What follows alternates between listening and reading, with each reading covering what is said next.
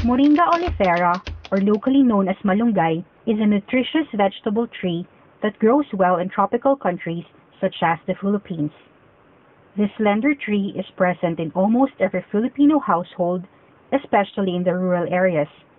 Its leaves, flowers, and pods are commonly mixed in a variety of Filipino dishes or used as herbal medicine. Moringa is also one of the world's most nutritious crops. The leaves are highly nutritious, being a significant source of beta-carotene, vitamin C, protein, iron, and potassium. Other than being a nutritious crop, moringa has other industrial uses. Moringa is the most efficient feedstock because you can derive as much as 40% of oil from the seeds. And the byproducts of the seed, which is moringa meal, it can also be a direct substitute of soya.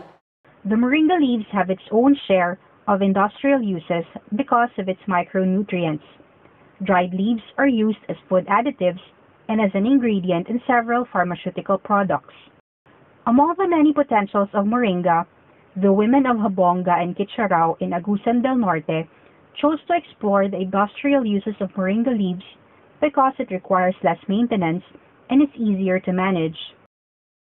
The initial stage is very critical because this is the time that we can position appropriately the smallholders. They will be positioned on the earlier stage of the industry development. Then there's a great chance for them to really be mainstream in the full development of moringa industry.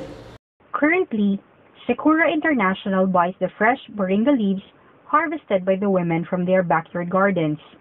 Secura International, a Filipino-owned company, is a leading manufacturer of moringa oil and natural raw ingredients for pharmaceutical laboratories and food companies. Secura International sells each seedling for 5 pesos to the women farmers. Then, the member can sell the seedlings for 9 pesos each to other interested growers. Upon harvest, Secura International will buy the fresh leaves for 5 pesos per kilo. Ang libas NPC adunay halapad nga kayutaan nga katamnan para sa kalamunggay. Apan ang problema namo mao ang seedling. Ang Libas Farmers Multipurpose Cooperative mao'y modumala sa negosyo nga kamunggay. Kami usab mao'y makignegosasyon tali sa buyer og sa mga farmers. Kami usab mao'y mosiguro nga adunay digo nga dahon nga ikabaligya sa Secura. Ang magkuha diri sa among kuan, kalamunggay, ang ban gid sa Secura.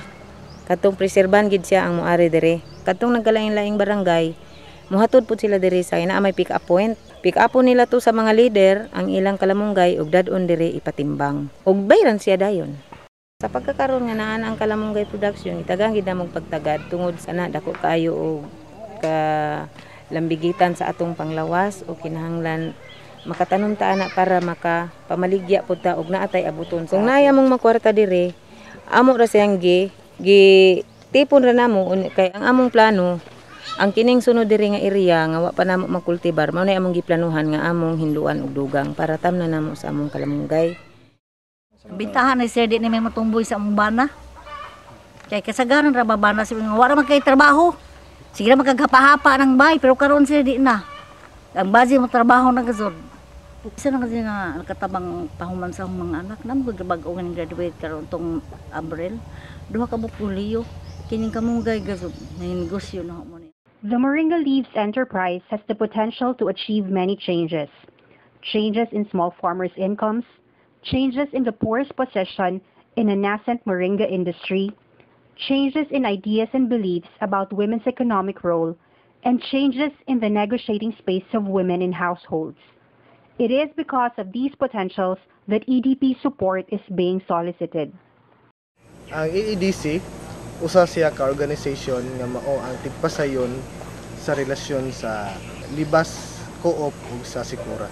Ang hagit sa pagkakaroon mao ang pagpadaghan sa mutanom sa kamunggay ug pagpalapad sa mga area nga matamnan sa mga mag-uuma. Ang laing hagit maong kining pagnegosyo, kani nga negosyo mamahimong dalan padulong sa pagbag-o sa kahimtang sa kababayenhan.